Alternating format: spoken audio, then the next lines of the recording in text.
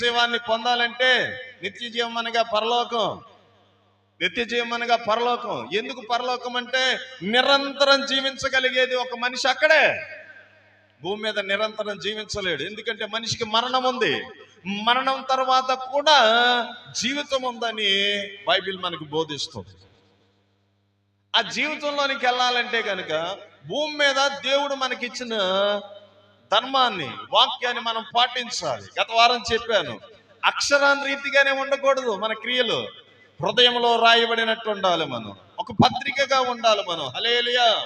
గత వారం చెప్పాను నేను మీకు, మందిరానికి వచ్చే మనం మందిరమై ఉండాలి. మందిరంలో అర్థమవుతుందా? మందిరానికి వచ్చే మనం మందిరంలో ఒక మందిరమై ఉండాలి. ఎలా అవుతాం? దేవుని ఆత్మ మనలో నివసించుట ద్వారా, ఆయన మనలో ఉండుట ద్వారా, ఆయన వాక్యం మనలో ఉండుట ద్వారా, ఆయనను మనలో ప్రతిష్ఠించుకున్న ద్వారా ఆయనకు ఒక మందిరం అయిపోతాం. మందిరంలో వాక్యాన్ని, బైబిల్ని చేత పట్టుకుని వచ్చే మందిరానికి వచ్చే మనము చేతిలో ఉన్న వాక్యం చేతిలో ఉండకూడదు. అది హృదయంలో దేవుని వ్రేలి చేత వ్రాయబడాలి. గత వారం కొరింథీ పత్రికతో పౌలు గారు చెప్పిన మాట మనం విన్నాం.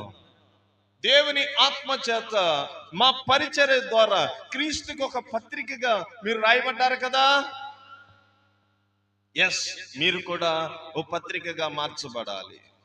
దేవుని ఆత్మ చేత ఈ పరిచర్య ద్వారా క్రీస్తు మీ హృదయంలో వాక్యాన్ని వ్రాయాలి. ఎప్పుడు రాస్తాడు ఆయన?